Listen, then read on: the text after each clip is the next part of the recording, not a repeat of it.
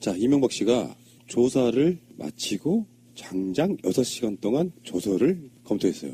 그리고 아침에 6시 반이 넘어서 서울중앙지검을 나왔습니다. 그렇죠. 귀가했죠. 봄비 맞으며. 그렇게까지 오랜 시간 동안 조서를 봐야 될 이유가 있을까? 왜냐면 보도에 의하면 대부분 다 노라고 했다는데. 예. 시간을 추정해보면 아침 9시 40분경에 들어갔단 말이에요. 그러면 식사 시간과 커피 시간, 화장실 가는 시간, 점을 빼면 한 6시간 정도가 조사를 받았다고 합니다. 그러니까 6시간을 조사받고 6시간을 검토한 거예요. 정말 개새끼. 휴식이랑 모두 다 빠져보면 어쨌든 지금 6시간에서 7시간 조사를 받았는데 순수하게. 그래, 순수하게. 그래서 검토를 예. 6시간을 했다는 거 아니, 가깝게. 예. 그러니까 조사 받은 만큼 검토를 한 거예요. 그러니까 그만큼 이명박은 정말 깨알같이 꼼꼼한 놈이야. 그 조서가 얼마나 중요하다는 걸 아니까. 알기 때문에. 그러니까 저도 그 검찰에서 조사받았을 때 한 3시간 넘게 본 것 같아요. 따로 이제 책상 하나 달라 그래가지고 거기에서 이제 밑줄 치고 제가 증거로 제출했던 거하고 비교해 가면서 꼼꼼하게. 왜냐하면 저는 변호인이 없는 상태였기 때문에. 없는 상태에서 했구나. 이게 꼼꼼해질 수밖에 없어요. 거기에서 이게 내가 아무리 말을 많이 했어도 그 문서가 다거든요. 나머지 법원에 가는 건. 그러니까 그 문서가 전부기 때문에 아마 이명박은 변호인하고 돌아가면서 봤을 거예요. 그렇죠. 네, 보고 네, 돌리고 네, 뒷장 네, 넘기고 네, 계속 봤겠죠. 네, 네. 근데 사실은 직수법 위반 같은 경우는요. 볼 게 없어요. 저도 한 10몇 번 갔잖아요. 네. 근데 그 컨트롤 C 컨트롤 V 해요. 경찰들이 알죠? 네, 맞아요. 정해져 있잖아요. 하도 많이 가면 맥만 짚으면 행간만 하고 네, 오케이. 맞아요. 재밌어요. 폼이 있구나. 네, 폼이 그대로 해요. 어쨌건 사실상 99%는 아니다. 내가 안 했다. 이거고 하나만 딱 인정했다 그러죠. 10만 달러를 받아서 여사님한테 드린 거 그거만 인정했어요. 새끼 배는. 그 김희중 씨가 2부 속실 여직원한테 네. 줬다는 그 10만 달러 하나만 인정했습니다. 그리고 출처는 밝히지 않았는데 여기에서 정말 치졸한 게 나오는 게 나는 안 받았는데 김은옥은 받았어. 아니 근데 매사에 그런 거야. 이명박이 매사에 그랬다니까. 자기는 안 받았는데 측근 관리를 잘못해서. 그 마찬가지로 그렇게 예전 됐다. 음모론이 맞는 것 같아요. 두 사람 사이는 무지하게 안 좋다. 이 기회에 이혼하고 싶다. 그러니까 상훈이원. 사실상 별거 상태. 그런데 이게 이명박이 참 치졸한 게 물론 여기에는 큰 그림도 있습니다. 뭐냐면 닷새에 관계된 거는 제발 내 재산은 건드리지 마. 다신 들어가서 내가 형은 살게. 왜냐하면 부인이 그 대통령이었던 자의 부인이 돈을 뇌물을 받았다고 하는 거는 대통령과 부인이 공범관계가 되는 그렇죠. 거거든요. 그래서 이명박이 처벌을 피할 수는 없어요. 김윤옥이 쳐드셨다고 하더라도 처벌은 피할 수 없지만 닷새만은 지킬래. 대신 1억에 대한 거 길면 뭐 몇 년 살 거야? 10년 살겠지? 20년 살겠지? 이렇게 얘기할 수도 있어요. 여기서 나오는 게 정말 그 치졸함이 나오는 건데 이명박이는 자기의 인생과 자기의 우주관에서 돈 이외에는 나머지는 다 하잘 것 없는 거예요. 그러니까 돈을 빼앗아야 되는데 예. 100억이 너무 작죠. 그러니까 전반적으로 어제의 이명박의 전술이랄까? 간단해요. 되게 간단해요. 거의 대부분의 혐의에 대해서 본인은 알지 못한다, 기억나지 않는다, 그러면서 밑에 있던 실무진들이 나한테 보고를 안 했을 거야. 나는 사실상 받은 적 없어. 이 전략인 거잖아, 지금. 지금 재판받고 있거나 수사받고 있는 사람들이 주로 이명박한테, 결국에는 이명박한테 갔다는 어떤 진술에 대해서는 자신들의 처벌을 경감받기 위한 허위 진술이 아닌가. 네. 결론적으로 말하면 어제도 치졸한 정치보복이라는 표현이 나왔지만 자기 측근들이 배신한 거라는 관점에서 나는 받지 않고 내 밑에 있는 애들이 다 해먹었다. 나는 그런 범죄를 저지른 적이 없어. 하나 받은 건 우리 마누라가 해먹은 거야. 예. 도덕적으로 완벽한 놈이에요, 이놈이. 새가 날아든다는 여러분들의 하트를 먹고 삽니다. 잊지 않으셨죠? 에피소드 제목을 누르고 플레이가 되면 오른쪽 위에 하트를 꾹 눌러주세요. 오늘도 감사합니다.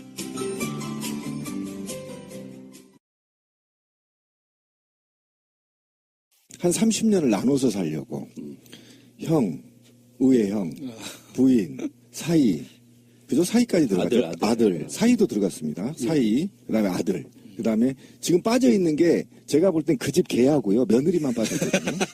거기 개도 있어요? 아니, 개를 압수수색했는지 이거 반드시 개 집에다 숨겨놓을 수도 있잖아. 걔가 받았을 수도 지금 있어요. 그 가족들 구성원 중에 걔하고 며느리만 빠져 있고 다 받았어요. 그럼 누군가 개로 위장해가지고 있을 수도 있겠네요. 개인 척하면서. 정말 이거는요. 아까 그 정치보복이라고 얘기했는데요. 정치보복 정자도 꺼내면 안 됩니다. 왜냐면 제가 이것과 관련해서 어쨌든 한 신문사에 편집을 하고 있잖아요. 근데 기사가 올라왔길래 진짜 한번 검색을 해봤어요. 근데 이 현대사에 2000년대 들어와서 네. 전 세계의 지도자들 중에 이렇게 부패한 놈이 없어요. 그러니까 지하고 지 마누라고 먹든가 처자식만 처먹는 네, 사례는 네, 있어요. 네. 그리고 망명 가거나 이런 놈은 있는데 가족 구성은 모두 걔하고 며느리만 빼고 다 구성되어 있어 지금. 왜 개를 무시합니까? 그러니까 걔는 아직 조사를 안 했다는 거 아닙니까? 구체적으로. 그러니까 걔를 조사해보면서 나올 수도 있어. 며느리도 마찬가지야. 내가 이런 생각까지 해본 사람이야. 예. 그래서 구성원만 가족들만 20명이 넘어요 지금. 이게 이명박이 바보가 이게 아니잖아요. 없어. 이런 사례가 없어요. 그러니까 이명박이 바보가 아니기 때문에 자신이 이 혐의를 부인한다고 해서 구속이 안 된다거나 유죄가 안 난다거나 이런 걸 모를 리가 없어요. 지금 박근혜 최순실 재판을 봐도 박근혜 최순실 중에 누가 자기 혐의 인정하는 사람이 누가 있어요? 아무도 단 하나도 인정 안 하는데도 불구하고 계속 재판은 진행되고 선고는 나오잖아요. 이명박도 그걸 알 거란 말이에요. 그러면 감옥 안에서 자기 마음대로 움직일 만한 구조를 만들어야 판을 짜야 된다. 그래서 제가 이상주라는 사람을 눈여겨보는 이유가 그거거든요. 이상주가 자기한테 올 만한 그 범죄들을 다 이명박한테 밀어놓고 있잖아요. 가족인데도 불구하고. 그게 이제 이명박하고 미리 이야기된 것이라고 저는 보는 거예요. 저도 그렇게 봅니다. 잘 왜냐하면 보셨어요. 이명박 가족들 중에 이상주를 빼면 그러니까 법률 행위를 할 수 있는 사람, 그러니까 법적 지식이 있고 이상주가 사이죠. 네, 네, 국제적인 사이. 네트워크를 가지고 있고 이명박이 원하는 대로 자유롭게 움직일 수 있는 사람은 이시영도 안 돼요. 그렇지. 김윤옥도 안 돼. 그러니까 이상주밖에 없단 말이에요. 그러니까 이상주는 재판을 받더라도 불구속 상태에서 재판을 받아야 되는 그래야지. 거예요. 이명박 입장에서는. 그러니까 이게 이명박은 지금 자기가 뭐 다 혐의를 인정하든 부정하든 다 결과는 정해져 있는 거야.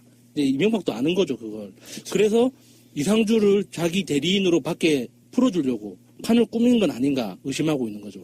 그러니까 어차피 이게 지금 제가 볼 때는 큰 줄기로는 21건이죠.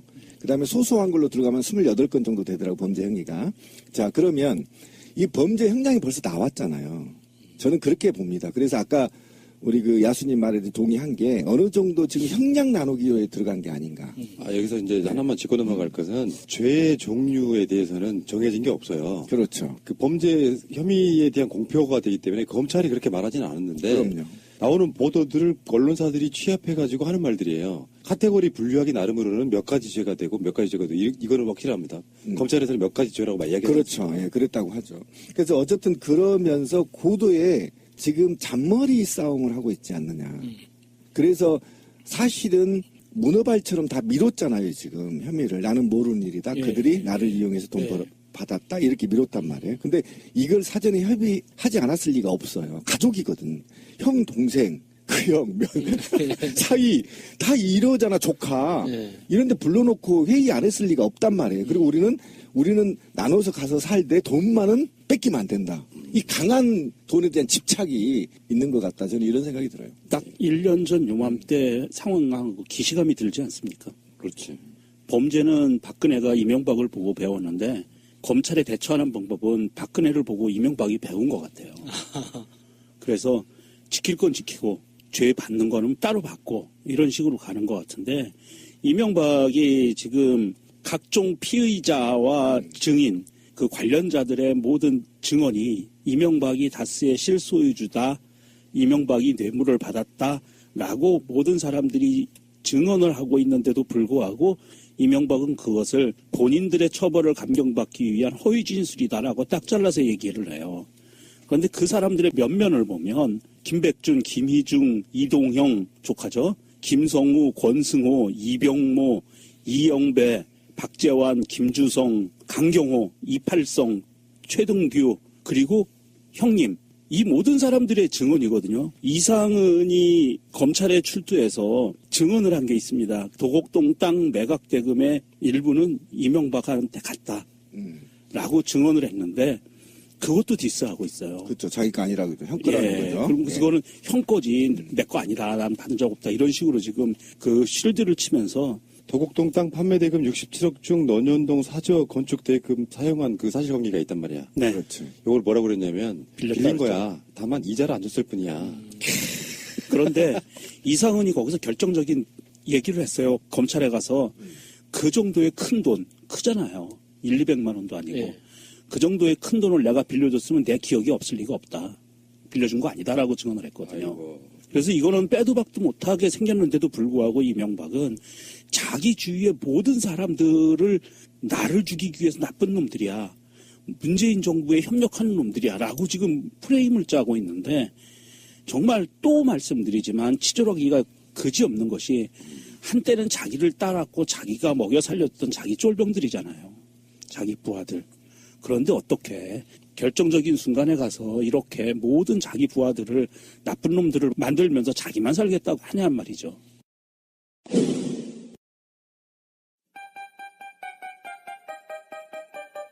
직장에 다니다 회사가 망해서 급여를 못 받으신 분, 법적으로 구제받을 방법이 있습니다.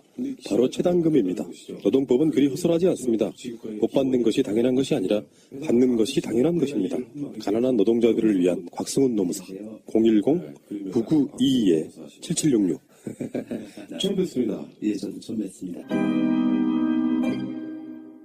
요즘에는 단체 선물도 굉장히 많이 발전했더라고요. 내가 단체로 뭔가를 하고 싶다. 무슨 행사가 있어서 뭘 하나 맞추고 싶다 할 때 떠오르는 게 거의 없었잖아요. 거의 쇼핑몰인데 네.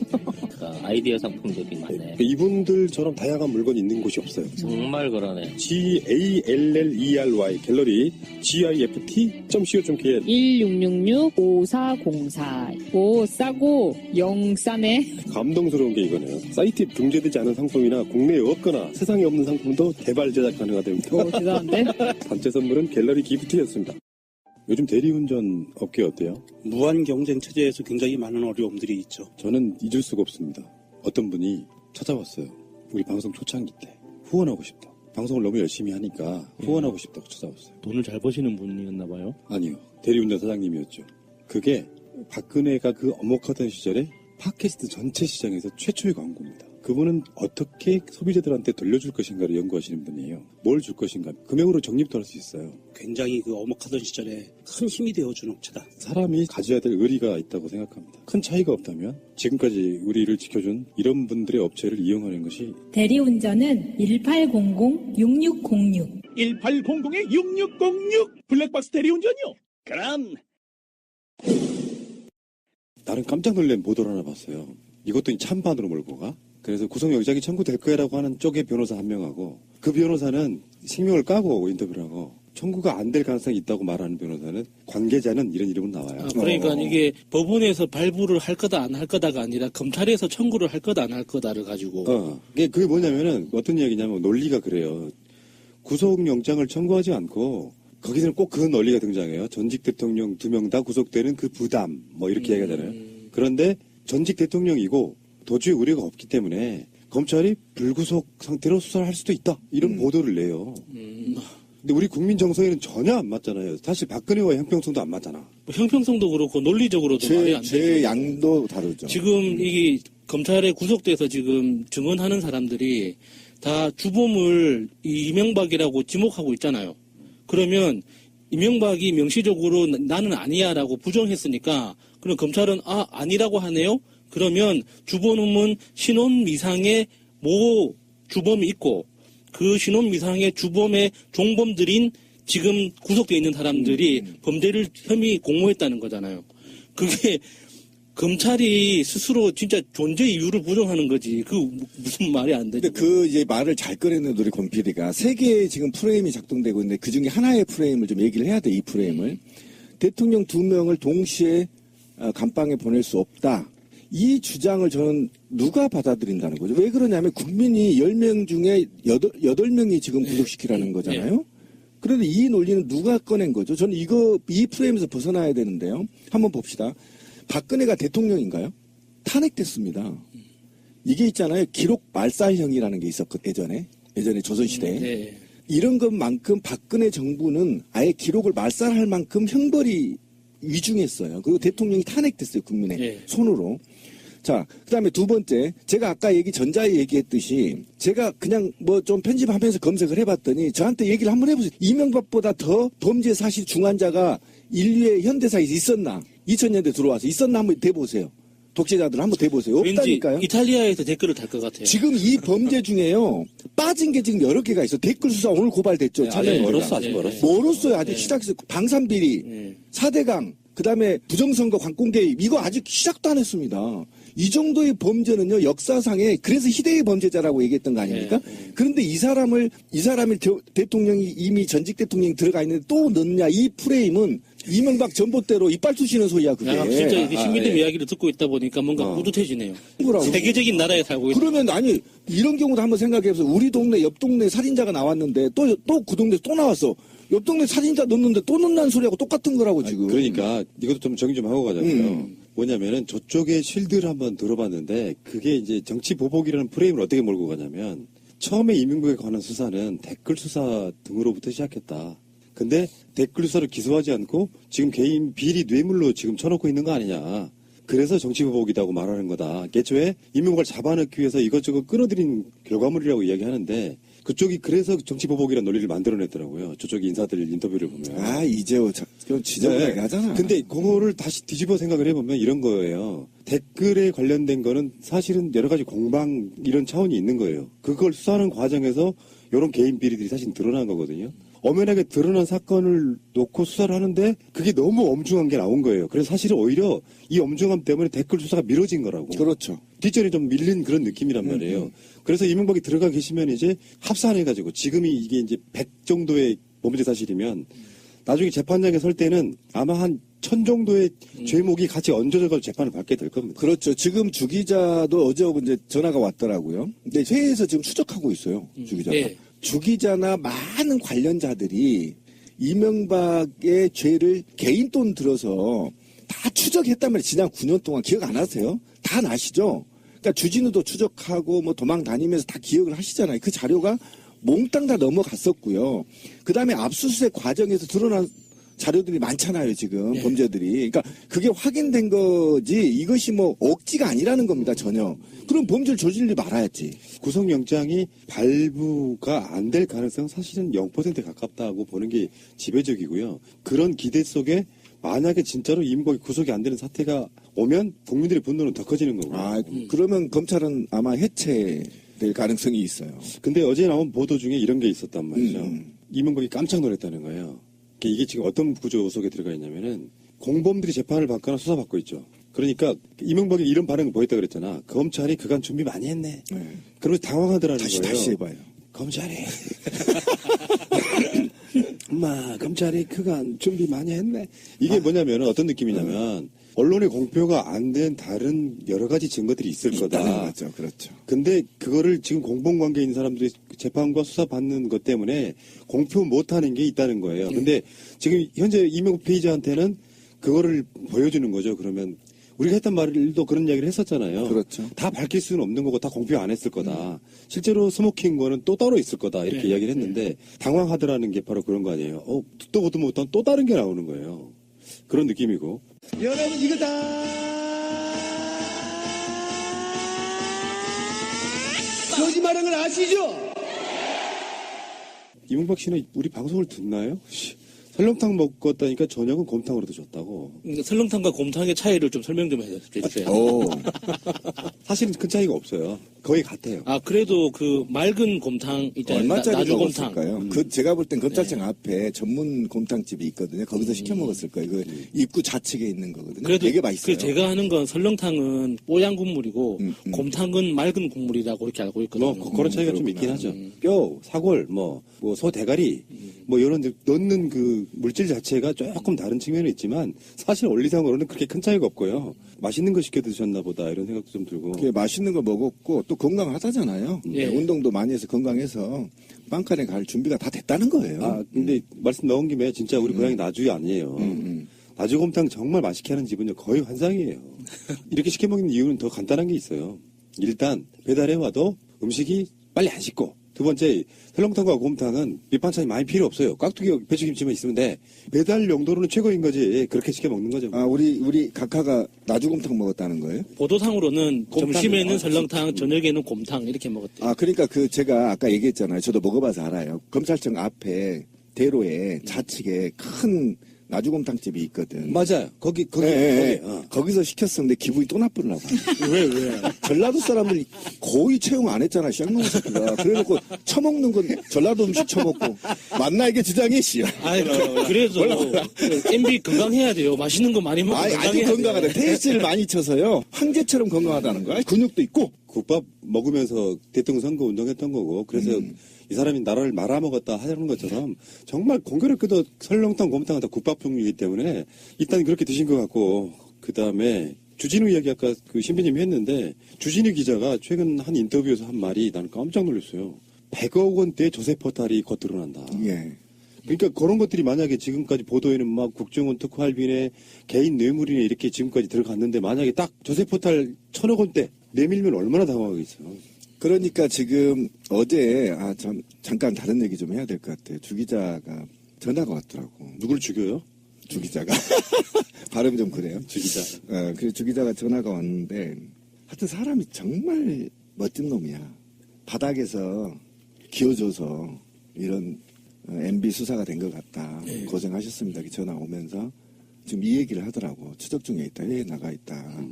그런 얘기는 곧 좀 기대하시라 그러더라고요. 또 있어. 예, 지금 이게 이제 시작이야. 당연하죠. 주진우가 지금 주 기자가 얘기한 게 최소 30조야. 대통령이라는 자리에 있는 자가 권력을 나쁘게 쓰면 얼마나 많은 것들이 잘못되는지를 그냥 보여주는 샘플. 그러니까 이명박은요, 죽이지 말고요. 박물관에 산채로 전시를 해야 됩니다. 그래서 소재해가지고 이렇게 해가지고. 진짜 그 좋은 얘기 했는데요. 아니, 진짜 이거 진짜 중요해요. 왜 그러냐면 인류사에 또 인류 얘기해요. 제가 2000년도 이후에 형 다시 할게요. 그 후에 형 사이 아들 조카 그죠? 와이프 걔하고 며느리만 아직 빠졌어. 이 둘만 빼고 국가를 수익 모델로 삼은 지도자가 없어요. 얘기해봐요. 없어요. 없어요. 예. 우리나라에서도 없어요. 그래서 좀 뿌듯하지 않습니까? 그러면 이거를 진짜 이렇게 표제로 박제를 해가지고 이명박을 박제를 해서 박제는 좀 범죄 행위를 3D로 이렇게 입체로 다 해놓는 거야. 박제는 좀 잔인하고 그러니까 이명박을 줄기세포 치료를 해서라도 한 200~300년 살려놓는 거예요. 건강하게. 그래서 우리가 어떻게 발전하고 행복해지는지를 이명박한테 철저하게 보여줘야죠. 그리고 이런 지도자가 나온 다음 지도자는 반드시 탄핵된다는 것도 또 우리가 또 교본으로 삼아야죠. 그러니까 역사는 교훈이 중요해요. 그렇죠. 박근혜 이후에 박근혜 같은 정치를 누가 하겠어요. 바로 파면되는데. 근데 그게 이제 아직 숙제가 안 풀렸어요. 제가 이제 그 시민의 눈을 했던 이유가 바로 그 부분이잖아요. 자기의 이 많은 이 주 기자가 말하는 이 벌써 터진 이런 사건들이 수없이 지저분한 사건들이 터진단 말이에요. 그걸 가리기 위해서는 다음 대통령을 나를 지켜주거나 또는 멍청한 놈을 안 쳐야 돼서 수단과 방법을 가리지 않고 댓글 공작부터 시작해서 온갖 관권 개입을 통해서 박근혜를 당선시켰던 것 그게 밝혀져야 된다. 근데 멍청해도 너무 멍청해가지고.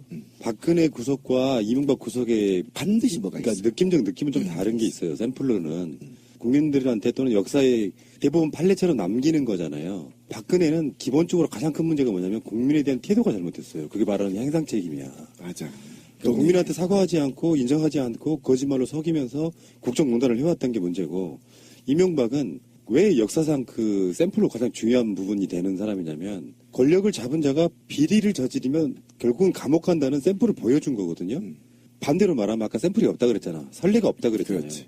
그러니까 이명박 말고 부패해서 감옥에 간 사실상 명분을 갖고 있는 대통령은 없어요. 부패 그런 걸로. 그렇지. 박근혜는 국정농단이 중요의 핵심이긴 하지만 사실은 국민을 대하는 태도가 역 같아서 탄핵된 거예요. 물론 죄목은 형사적으로 죄목은 뭐 뇌물이네 뭐네 이렇게 포함되어 있는 거지만 이명박 이후에 모든 대통령은 부패를 하면 안 되는데 맞아요. 이명박이 박근혜 때 단죄가 안 됨으로써 그 부패가 다시 반복됐다는 의미를 갖고 있는 거거든요. 어쨌든 이명박은 굉장히 엄하게 다스려야 되는 건데 지금 이제부터는 이제 법정상의 논박으로 갈 수밖에 없는 상황이에요. 자기 측근들과 싸울 수밖에 없는 이 상태로 지금 들어갔고 법정에서 자기들끼리 형, 동생, 조카 사이들하고 싸워야 돼. 자, 그러면 구속이 된다는 전제하에 이명박 구속영장이 청구돼서 구속되는 날짜를 한번 맞춰봅시다. 저는 일단 이번 주에 칠 거다. 그래서 주말에나 구속될 거다. 방송한 오늘이 지금 3월 15일 목요일입니다. 네, 한 17일경에 16일 날 치고 19일 날 들어갈 거다. 저는 이렇게 봅니다. 왜 그러냐면 지금 범죄와 범죄 사실과 관련된 것들이 그전에는 몰랐다가 변호사를 통해서 일부만 알았겠죠. 근데 이제 다 읽어버렸단 말이에요. 그리고 검사의 의도도 다 파악됐겠죠. 그 다음에 추가 우리가 모르는 것도 이미 알고 있단 말이에요. 그리고 이것들은 모두 제가 분명히 또 강조하지만 형, 동생, 조카 사이 다 가족들이 몰려있기 때문에 증거인멸의 여지가 있고 입맞춤의 여지가 있어요. 그래서 즉시 구속하지 않으면 안 되는 상황에 만들었고요. 그 다음에 두 번째가 본인이 제가 이 정도면요. 빨리 사건을 마무리한 게 좋거든요. 그러면 형량을 놓고 검사하고 맞짱 뜰 수도 있는 겁니다. 사실 이 정도면. 대통령 정도 출신 되면 야, 한 20년 내에 살 테니까 치자. 이렇게 할 수 있어요, 사실은. 그죠? 할 수 있습니다. 그런데 안 하고 다 부정했잖아요. 그리고 추접스럽게 지인들이 다 했다고 했잖아요. 그러면 관련자들이. 이명박이 그래서 전 즉시 구속영장 칠 거다. 이명박이 명분은 충분하다. 나와가지고 측근들한테 그랬다잖아요. 잘 대처했다. 잘 받고 왔다. 무슨 뜻일까요, 그게? 그 새벽에 집 앞에 갔더니 기다리고 있던 사람이 맹영규하고 유인촌이에요. 그럼 명종님은 생각 어떠세요? 박근혜가 6일 만에 쳤다는 설리가 있기는 해요. 근데 그보다 더 빨리 치겠습니까? 아니면 비슷하게 걸리겠습니까? 제 생각에는 19일 월요일 날 아마도 구속영장 청구가 들어갈 19일 날. 거예요. 월요일 날. 예, 청구가 들어갈 것 같고요. 왜냐하면 박근혜보다 오히려 더 그 사실관계가 너무 방대해요. 박근혜는 국정농단이라는 거가 있었고 그 안에서 붙어 있었던 포괄적 뇌물죄라는 부분이거든요. 그런데 이거는 이제 우리 흔히 얘기하는 건 단순 뇌물죄라고 얘기하는데 직접 뇌물죄예요. 그렇지. 예, 이 표현을 이제 직접 뇌물죄로 해야 되는데 이 직접 뇌물죄 부분이 굉장히 얽히설키 많이 얽혀 있어요. 그냥 하나로 그 퉁쳐서 포괄적 뇌물죄에서 이렇게 몰아넣을 수 있는 게 아니기 때문에 검찰 입장에서도 요거를 좀 정리하는 심사숙고할 수 있는 기간이 좀 필요할 것 같고요. 그래서 이명박도 검찰에 출두해서 조사받는 날 자기 신문조서를 6시간을 검토한 이유가 검찰의 논리를 본인들 변호사들이 그 논리에 대응하기 위해서 논리를 개발하기 위해서 그걸 연구한 거라고 보거든요. 꼼꼼하게. 그래서 19일 날 저는 영장 청구를 하게 될 것 같고요. 영장을 재판부에서 받아들여서 심사하는 저는 지금 한 22일 날 목요일 날 다음 주 목요일 날쯤 법원에서 심사를 해서 새벽 5시쯤에 영장이 떨어질 거라고 봅니다. 시간까지. 네. 금요일 날 새벽 5시. 이게 맞아 떨어지면요. 명종님은 거의 시사평론계의 신급으로 등장합니다. 바로 JTBC로. 자꾸 타는 거죠, 그냥. 저는 일요일입니다. 분명히 기억하세요. 자, 그럼 야수님은? 저는 이유는 말 안 해도 돼. 월수. 네. 월수 다음 주? 네. 월요일 날 치고 영장은 수요일 날 그러면 나와요. 명종님하고 똑같잖아. 월목이잖아요.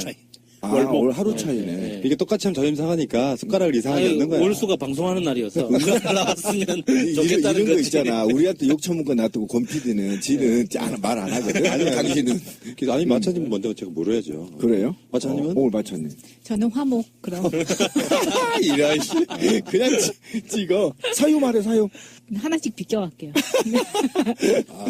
이제 제 생각은요, 약간 좀 다른 게, 이명박은 검찰 출석 자체가 굉장히 딜레이된 측면이 있거든요.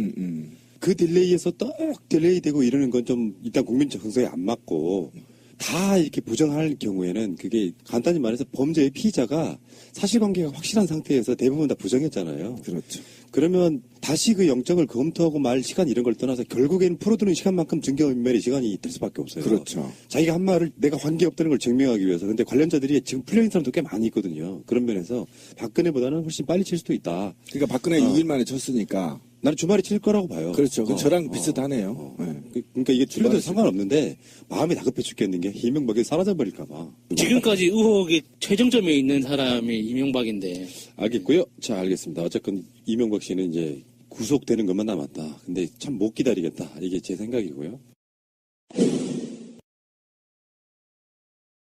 자, 진짜 중요한 얘기 하나 할게요. 어제 보도 중에 이상주, MB 사위 이상주가 장모 김윤옥에게 거액을 전달했던데 이게 이제 어떻게 된 거냐면 이팔성 우리금융지주 회장한테 이상주가 돈을 받습니다. 22억 5천만 원인데 이상주는 검찰에 가가지고 8억 원을 받아가지고 이상득한테 전했다 이렇게만 이야기를 했다는 거예요. 근데 우리 금융제주 이팔성 쪽에서 나간 돈은 22억 5천만 원이야. 그래 다시 물어보니까 김윤웅 여사에게 나머지 14억 5천만 원 전달했다 이렇게 얘기가 나온 건데 이제 보도에는 전액은 아니고 거의 전부 이런 느낌이더라고요. 그러니까 좀 보충하면 14억이 이상주한테 갔고요. 8억이 이상득한테 간 거거든요. 근데 이 중에 말하는 게 지금 14억이 이상주한테 간 걸 이상주가 김윤옥 씨한테 전달했다 이거예요. 이해 가시죠? 네. 네, 이 부분인데 저는 그래서 어쨌든 2세는 좀 챙기고 있는 게 아닌가 이 판에도 그런 생각이 들어요. 이게 아까 잠깐 말씀드렸었는데 이상주를 감옥에 보내지 않기 위한 방법. 왜냐면은 이상주라는 사람 자체의 범죄 혐의는 그 징역형이 안 나올 수도 있는 정도거든요. 그렇죠. 가족 간의 어떤 그 금전 전달이기 때문에 그게 뭐 범죄로 이렇게 완전히 단죄하거나 하는 그 애매한 지점들이 있어요. 그러니까 이상주는 이 수사에 협조하는 그 스탠스를 확실히 잡아서 불구속 상태에서 재판까지 집행유예로 감옥 밖에서 자유롭게 활동하는 상태에서 이명박의 모든 뒤치다거리를 하는 이제 그런 역할로 이제 이상주를 이제 딱 지금 잡아놓고 판을 만들어가고 있는 것 같은 거예요. 그렇죠. 그런데 이 이상주가 받았다고 하는 22억 5천만 원 이팔성으로부터 받은 거요. 이게 인사청탁 대금이잖아요. 그렇죠. 이거는 매관매직이고요. 이건 곧 뇌물이거든요. 대가성 확실하지. 예, 대가성 확실한 뇌물이고요. 자, 뇌물이라는 건 공무원이 받아야 되는데 김윤옥은 뭐 실질적 별거 상태라고 하더라도 이명박의 부인인 건 확실하고 그거 확인했어요. 하더라도 각방 쓴다고 하더라도 오케이. 설마 이명박이 같은 방송 시켜? 위험해. 이명박의 부인으로서 돈을 받았잖아요. 근데 여기 중요한 게 이상주가 이팔성으로부터 받은 돈을 전액을 100% 이상득하고 김윤옥한테 줬으면 얘는 단순 전달자예요. 야수님 말대로 단순 전달자가 되는데 중간에서 한 100만 원 띵겨 먹었어. 그러면 얘도 공범이 되는 거예요. 뇌물죄의 공범. 그러니까 이상주가 처음에 검찰에 갔을 때는 아무리 이상득이라도 직접적 관계는 아니잖아. 우리 장인의 형일 뿐이지. 이상득한테 준 거는 불었는데 나머지는 차마 김준호한테 줬다는 이야기를 못하고 있는 상황에 보도의 뉘앙스를 보면 거의 대부분을 김용관 전달했다고 하면 몇 %의 그 전달 요금이 분명히 이상주가 먹은 게 있어요. 배달비를 뺐죠. 네. 당연히 그 느낌이야, 그 느낌. 그러면 이제 같이 공범으로 뇌물죄의 공범으로 들어갈 수밖에 그러니까 없어요. 저는 이래요. 이 돈이 출처가 정확히 현금 처리됐기 때문에 이상주가 사실 삼성전자 전무 아니었습니까? 네. 그러니까 어쨌든 청탁 매관매직이라는 금액이 저는 가지 않았다. 그런데 딸을 아끼는 마음에서 나한테 줬다고 해라, 씨발. 난 이렇게 됐다고 봅니다. 왜 그러냐면 이 돈이 사실은 왜 이팔성이 그냥 이상득한테 주문될 것을 이상주한테 줬겠어요. 제가 그렇게 봐요. 그냥 어차피 더 이상득이 상황이었잖아요. 상황이었고 더 힘이 셌단 말이에요. 영포라인 기억 안 하세요? 국가 권력 다 영포라인 장악했단 말이에요. 그런데 이상주한테 무슨 새끼한테 주겠어요. 저는 그렇게 말을 맞췄다. 그리고 이것은 이상주가 난 받았다고 봅니다. 솔직히 말해서. 이거를 전달했다는 근거를 어떻게 될 거냐. 근거를 대겠어요? 계좌이체 있습니까? 아니잖아요. 그냥 그래서 뭐 이상주는 줬다 그러고 그럼. 이게 현금 담다가도 흘렸겠죠. 그러니까 이상주는 줬다 그러고 김윤옥은 안 받았다 그러고 거기서 이제 또 진흙탕 싸움이 벌어지는 그렇게 거죠. 안 돼. 딸한테 어떻게 그렇게 싸우겠어. 알았다. 이렇게 하고 마는 거지 뭘. 아까 그 상황이란 말이 맞아요. 이상득 몫의 어떤 자리들이 사실상 있는 거예요. 그렇지. 그 관계를 봐야 돼요. 이명박이 이상득에게 신세를 많이 진 사람이에요. 정치권 진입하거나 집안에서도 이상득이 성공해가지고 사실 MB를 키운 것도 있어요. 그러니까 이명박한테는 이상득을 건드릴 수 없는 뭔가가 있는 거예요. 그러니까 정권을 잡고 나니까 이상득이 대통령은 이명박이지만 이상득 측근들이 박영준 같은 경우가 그런 경우잖아요. 맞아요. 예, 맞아요. 이상득 측근들이 실질적으로 그런 뇌물을 받아가지고 동생한테 이제 이명박을 만나면 막 서로 간에 비슷하게 생긴 놈들끼리 뭐 이팔성이는 뭐 우리 금융지주에 뭐 넣었으면 좋겠는데 뭐 그러면 이제 그런 식의 지분을 인정해 주는 거예요. 그럼요. 이명박이 알았어요 형님 뭐 해드릴게요. 이게 또 안 받아주면서 관계가 불편해지는 부분이 있거든. 우리가 남이가 해드릴게요. 예. 진짜 형제인데 여기는 뭐. 맞아. 그런데 이제 여기서 이상주가 저는 좀 의심스러운 게 이 이상주라는 사람의 역할이 무엇을 했을 것인가. 과연 이게 삼성전자의 전무잖아요. 삼성그룹의 이 법률인으로서 특채된 거거든요. 변호사니까. 예. 법률인으로 특채가 된 건데 이 사람이 과연 저는 의심스러운 게 이 사람이 이명박에게 어떤 역할을 하고 삼성과의 관계에서 어떤 다리 역할을 했을 것인가. 가교 다리 역할을 했을 것인가. 이상 주체가 더 엄청나게 밝혀질 거예요. 예. 그리고 저는 이 14억 5천만 원이 결코 김윤옥한테 다 갔다고 보지는 않고요. 최소 한 절반 이상은 신비님이 좋아하시겠는데 이명박 딸한테 흘러 들어갔다. 저는 그렇게 추정을 하고 있어요. 이상주 부인. 그렇죠. 만약에 그렇게 되면 다 걸린 겁니다. 다 걸린 개만. 걔 어떻게? 자, 걔는 500. 굉장히 심각하거든요. 완성. 사람만 놓고 봤을 때는 이명박 모든 가족은 다 들어간다. 그러면 그 집 개는 집안에 있는데 유기견이 되는 거네요? 그래서 제가 한번 찾아봐야 되겠어요. 개를 압수수색했는지 안 했는지. 그러니까 만약에 내가 대통령의 사위이고요. 우리나라 최고 기업의 주요 간부이고 변호사이고 한 사람이라고 하면은 이런 것들이 아주 일상화돼 있을 가능성이 높지 않아요? 김윤옥한테 뇌물이 전달되는 과정에서 아까 말한 것처럼 정확하게 14억 5천만 원이라고 이야기가 안 나온다니까요. 보도를 보면. 그러니까 이상주가 얼마를 떼갔는지는 몰라요. 그렇죠. 나머지 부분에 있어가지고. 그러니까 이상주도 처음에는 그걸 거짓말로 이상득에게만 8억 전달했다고 이야기했지만 나중에 우리금융 이팔성 쪽에서 장부가 나온 거예요. 네. 이거를 이상주를 통해 가지고 MB 측에 그러니까 22억 5천만 원 전달했다가 나오니까 그걸 결국은 불어댔는데 맞겠네요. 이상주는 무슨 물욕이 없는 무슨 부처예요? 야, 근데 정말 주진우 기자 말이 떠오르는데 정말 꼼꼼하게 해드셨어요. 제가 아까도 하나 빠진 게 천암까지 들어가 있잖아요. 천암까지. 처제까지. 제가 항상 하는 이야기지만 밝혀진 것만 그런 거죠. 그렇죠. 그래서 저는 이게 재산을 이 가족들 모두 재산을 동결해야 된다. 좀 강력하게 주장합니다. 지금 동결하지 않으면 이 자금이 어디로 지금 셀지 모르거든요. 그 동결하는 방법이 이제 추징보전이라는 그렇죠. 신청 추징보전. 제도가 있어요. 예. 박근혜 때도 그걸 신청을 했고 이거 했나요 지금? 아직 안 했죠. 지금 한다는 해야죠. 보도로 나오고 있어요. 그러니까 이게 구속영장이 청구가 되면서 같이 아마 하게 될 확률이 높은데 추징보전 청구를 하게 되면 우리 1년 전을 기억을 해보면요. 박근혜가 유영아한테 수표를 줬잖아요. 집 팔은 돈. 그렇죠. 예, 그거를 갖고 유영아는 내 돈이야라고 그랬다가 검찰이 추징보전 신청을 딱 하니까 유영아가 박근혜한테 돌려줬거든요. 그러니까 이게 그 추징보전 신청의 효과입니다. 장장해야 되겠네. 그렇죠. 그래서 이명박과 그 주변 모든 피의자들에게 추징보전 신청을 해야 되고요. 검찰은. 그리고 또 한 가지는 부패재산 몰수 특례법이라는 법이 있어요. 우리나라가요. 이건 뭐냐 하면 국제적으로 부패 방지에 관한 국제적인 협의가 있어요. 국제연합 부패 방지 협약이라는 협약이 있는데 거기 협약에 따라서 우리나라도 국제협약에 따라서 부패 방지에 대한 법률을 만든 건데요. 특례법을. 여기에서 보면은 부패 횡령이나 배임 등에 관계된 재산은 몰수도 할 수 있고요. 추징도 할 수 있어요. 그래서 직접 그 이명박이나 범죄인들이 직접 갖고 있는 재산들 같은 경우에는 몰수가 가능하고요. 그렇지 않고 이렇게 흩어져 있는 것들은 추징이 가능하거든요. 이거 같이 들어가서 빨리 이거를 압류 형태로 잡아놓고 있어야 됩니다. 네. 그래서 뭐 이제 여러 가지 분석은 있겠지만 그래서 뭐 변호사비도 없다 뭐 이런 식의 개드립도 나오는 거고 차명의 달인 아니겠습니까? 그러니까 검찰 입장에 어려운 부분이에요 이게 차명의 달인이라 법적으로 이명박 이름으로 안 돼 있는 건 추징하기가 좀 힘들어서 그게 사실상 이명박 재산이라는 법률적인 판단이 나와야만 그게 가능한 거니까요. 자 마지막으로 짧게 여론조사가 나왔어요. 이명박을 엄정처벌, 그러니까 엄정처벌이라는 표현이 사실은 구속수사하고 아주 비슷한 말이에요. 아니에요. 그거 컴퓨터 그건 실수한 겁니다. 엄정처벌을 사형시키라는 거예요.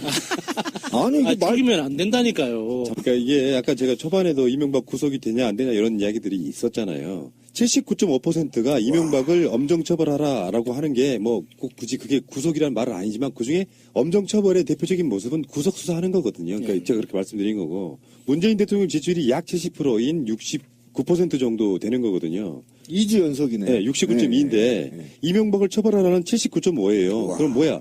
지금 현재 문재인 대통령을 지지하지 않는 사람들도 이명박은 엄정 처벌한다고 말하고 있는 이건 호기인데 말이에요. 지금 우리가 이명박이 전직 대통령만 아니라면 이건 바로 구속감이라고 여러 번 이야기했잖아. 예. 전직 대통령이기 때문에 조심스러운 것뿐이다. 시간이 더 걸리는 것뿐이다인데 국민적 여론은 80%가 제발 엄정하게 처벌이라고 이야기하고 있단 말이죠. 그렇죠. 그러니까 검찰이 국민의 뜻을 받드는 거라 그러면 최대한 빨리 이미 시간을 많이 줬다. 최대한 충분히 빨리 차고 넘치게 줬죠. 9년을 줬죠. 네, 주말에 여러분들이 등산 가시기 전에 토요일날 오전 전에 구속영장을 청구해야 된다고 생각해요. 그렇죠. 저도 그렇게 보고요. 요구는 그렇습니다. 아, 저 이 여론조사 못 봤는데 정말 충격이네요. 이게 거의 시진핑 지지율 정도 되는 거 아닙니까? 리얼미터의 3월 2주차 조사인데 네.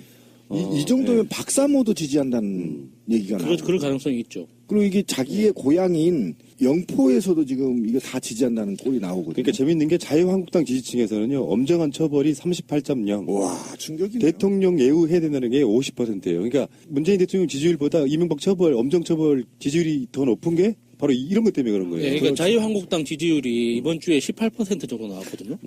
근데 자유한국당 지지층 중에 그 엄정처벌 여론이 38%라는 건 진짜 상징적으로 이 정도면 보여주는 만약에 조선시대 때 이 정도의 그 민의가 있었다면 제가 볼 때는 최고 그 가마솥에 그 부어서 죽인 형이 뭐죠? 팽형. 요 정도 팽형이면 최고형. 인류 최고의 잔인한 형벌. 팽형 수준입니다, 이 정도. 저는 궁형이라고 생각했는데 그게 아니군요. 아, 정말 이거는 정말 충격이고요. 거열형 예, 추천합니다. 뭐요? 거열형. 그건 또 뭔가요? 사지, 팔 다리를 다 묶어서 찢어버리는. 다른 방향에서 그 차명이잖아요, 그게. 그게 거열형 아니야? 아니, 차명. 저기 아니야. 황소들 묶어놓고 이렇게 찢어버리는. 능지처참. 그래, 능지처참도 그걸 차명이라고 해요. 사지를 찢어버리는 거. 제일 우리가 한 4, 5년 전에 방송할 때 잊었어요? 이명박이 만약에 되면 광화문 광장에 짱돌령. 의자에 앉혀놓고 밀어주라. 의자에 앉혀놓고 코털 뽑으면서 개고기를 먹을 까 말이야.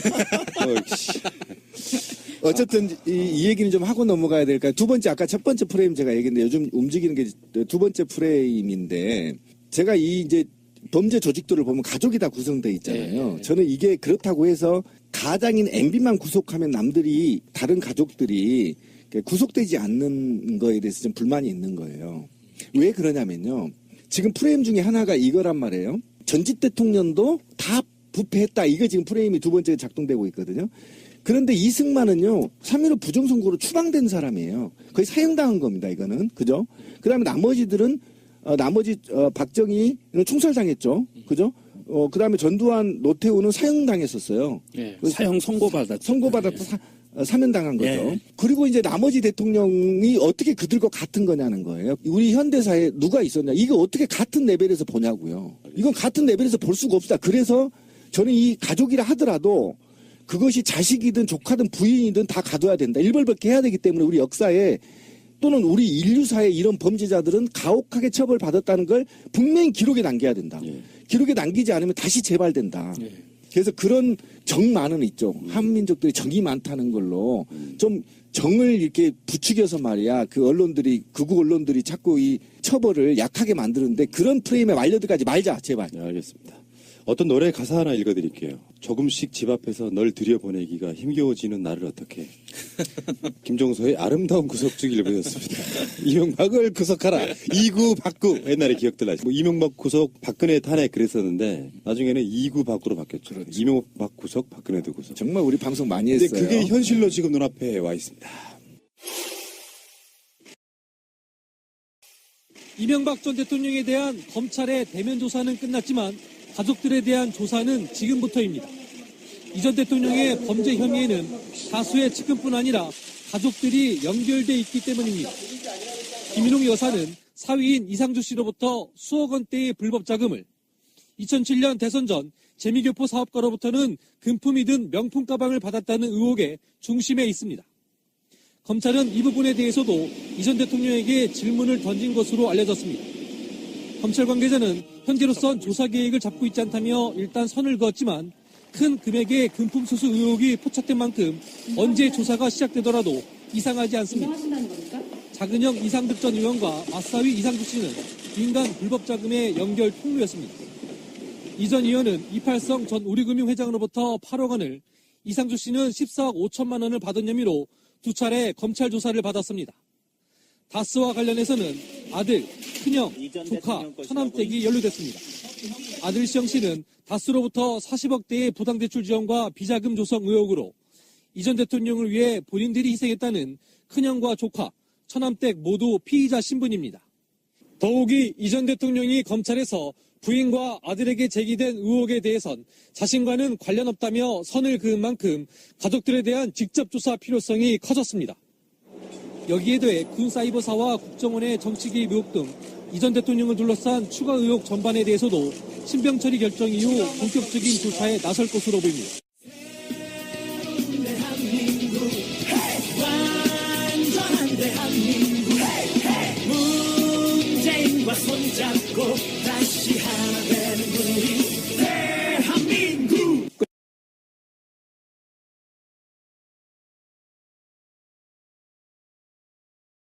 자, 이명박 씨가 조사를 마치고 장장 6시간 동안 조서를 검토했어요. 그리고 아침에 6시 반이 넘어서 서울중앙지검을 나왔습니다. 그렇죠. 귀가했죠. 봄비 맞으며. 그렇게까지 오랜 시간 동안 조서를 봐야 될 이유가 있을까? 왜냐면 보도에 의하면 대부분 다 노라고 했다는데. 예. 시간을 추정해보면 아침 9시 40분경에 들어갔단 말이에요. 그러면 식사 시간과 커피 시간, 화장실 가는 시간, 점을 빼면 한 6시간 정도가 조사를 받았다고 합니다. 그러니까 6시간을 조사받고 6시간을 검토한 거예요. 정말 개새끼. 휴식이랑 모두 다 빠져보면 어쨌든 지금 6시간에서 7시간 조사를 받았는데 순수하게. 그래 순수하게. 그래서 검토를 예. 6시간을 했다는 거 아니 가깝게. 예. 그러니까 조사받은 만큼 검토를 한 거예요. 그러니까 그만큼 이명박 정말 깨알같이 꼼꼼한 놈이야. 그 조서가 얼마나 중요하다는 걸 아니까. 알기 때문에. 그러니까 저도 그 검찰에서 조사받았을 때 한 3시간 넘게 본 것 같아요. 따로 이제 책상 하나 달라 그래가지고 거기에서 이제 밑줄 치고 제가 증거로 제출했던 거하고 비교해 가면서 꼼꼼하게. 왜냐하면 저는 변호인이 없는 상태였기 때문에. 없는 상태에서 했구나. 이게 꼼꼼해질 수밖에 없어요. 거기에서 이게 내가 아무리 말을 많이 했어도 그 문서가 다거든요. 나머지 법원에 가는 건. 그러니까 그 문서가 전부기 때문에 아마 이명박은 변호인하고 돌아가면서 봤을 거예요. 그렇죠. 네, 보고 돌리고 뒷장 네, 넘기고 네, 계속 봤겠죠. 네, 네. 근데 사실은 직시법 위반 같은 경우는요. 볼 게 없어요. 저도 한 10몇 번 갔잖아요. 네. 근데 그 컨트롤 C 컨트롤 V 해요. 경찰들이 알죠? 네, 맞아요. 저게 저 있잖아요. 하도 많이 가면 맥만 짚으면 행간만 하고 네, 오케이. 맞아요. 재밌어요. 폼이 있구나. 네, 폼이 그대로 해요.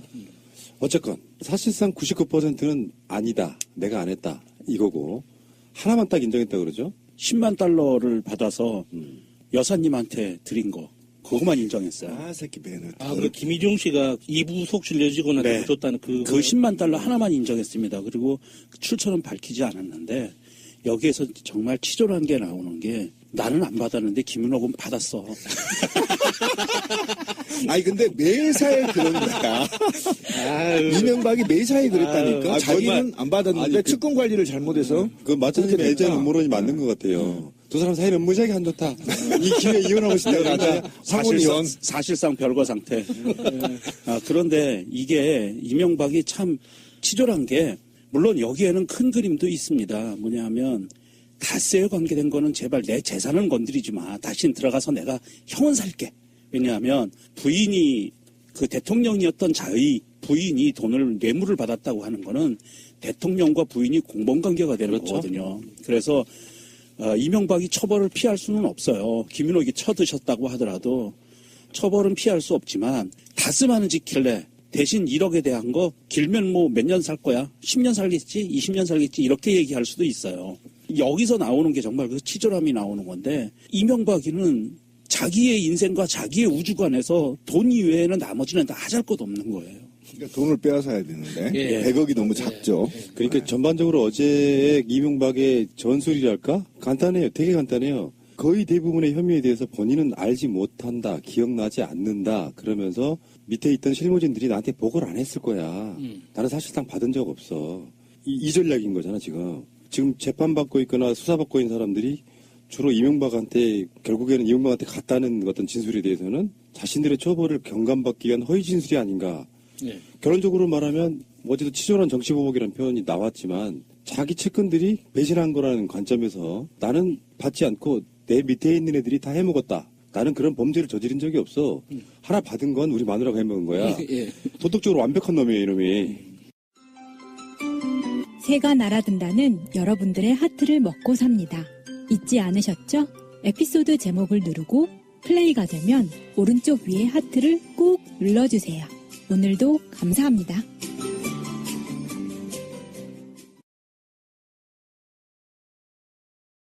한 30년을 나눠서 살려고 형, 의의 형, 부인, 사이, 그죠? 사이까지 들어갔죠. 아들, 사이도 들어갔습니다. 사이, 그다음에 아들, 그다음에 지금 빠져 있는 게 제가 볼 땐 그 집 개하고요 며느리만 빠졌거든요. 아, 거기 개도 있어요? 아니 개를 압수수색했는지 이건 반드시 개 집에다 숨겨놓을 수도 있잖아. 아니, 개가 받았을 수도 지금 있어요. 그 가족들끼리 가족들 구성원 중에 개하고 며느리만 빠져 있고 다 받았어요. 그럼 누군가 개로 위장해가지고 있을 수도 있겠네요.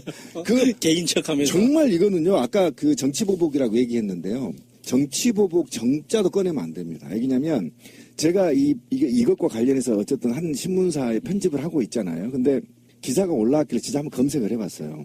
근데 이 현대사에 2000년대 들어와서 전 세계에 제 모든 자기 부하들을 나쁜 놈들을 만들면서 자기만 살겠다고 하냔 말이죠.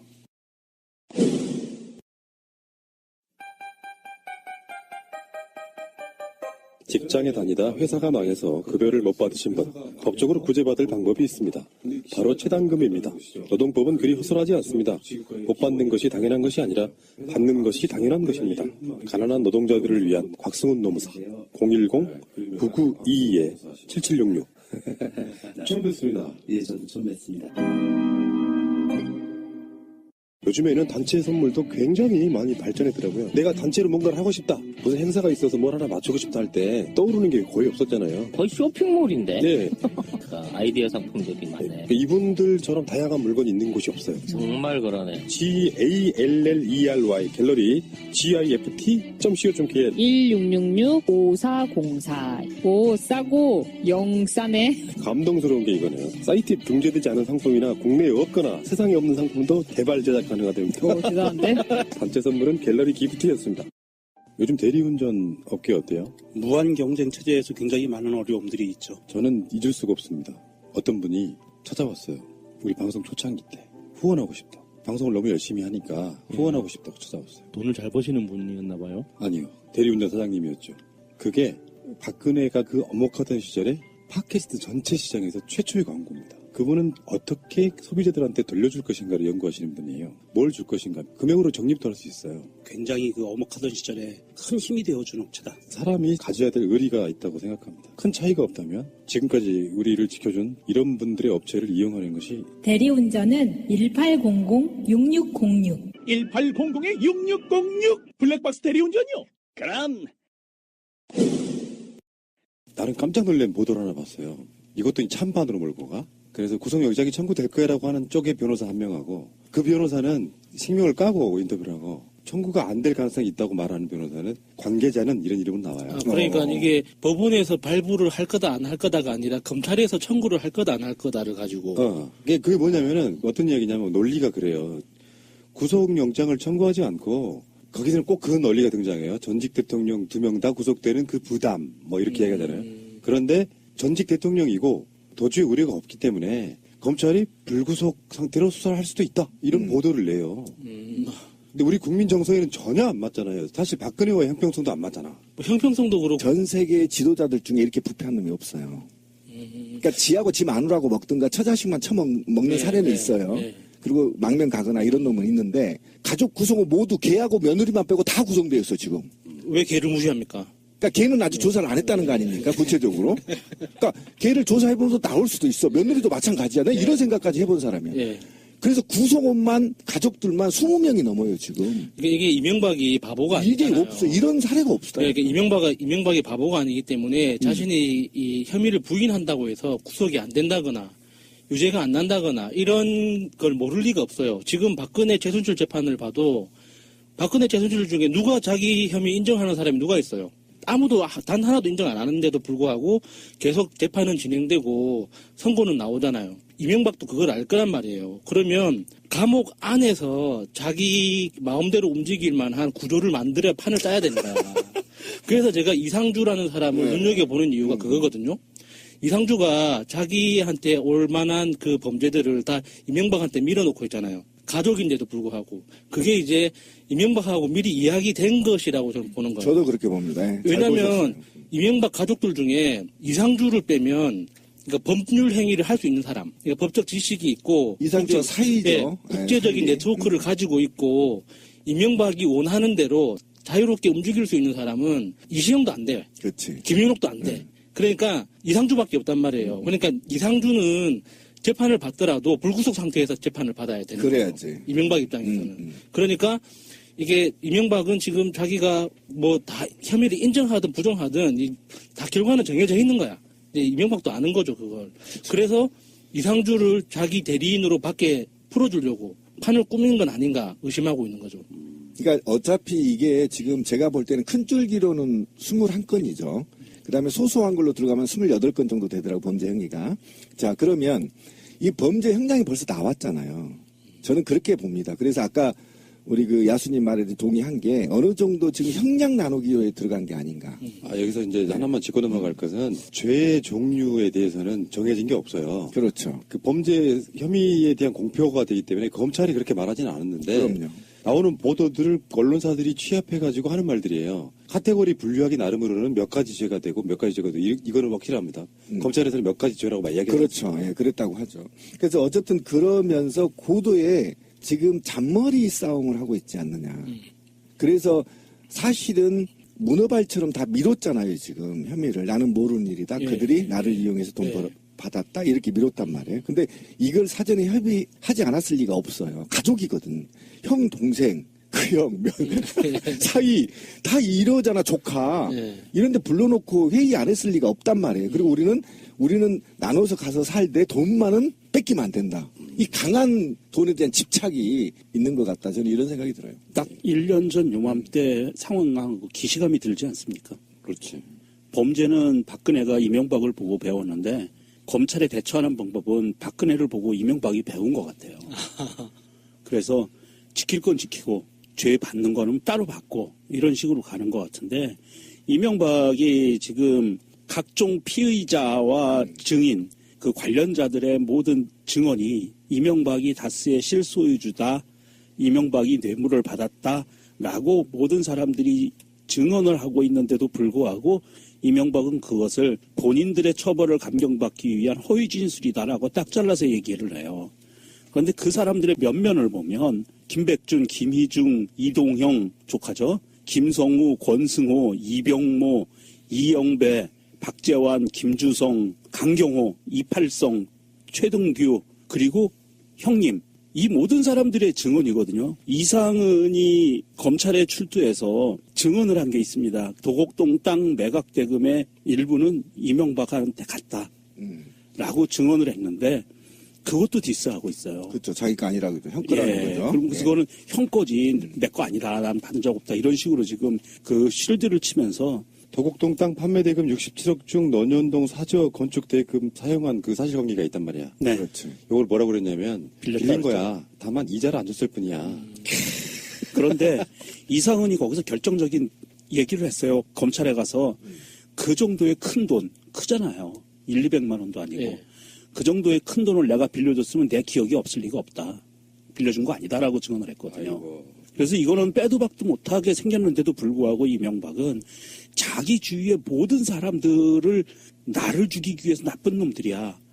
문재인 정부에 협력하는 놈들이야. 라고 지금 프레임을 짜고 있는데 정말 또 말씀드리지만 치졸하기가 그지없는 것이 한때는 자기를 따랐고 자기가 먹여 살렸던 자기 쫄병들이잖아요. 자기 부하들. 그런데 어떻게 결정적인 순간에 가서 이렇게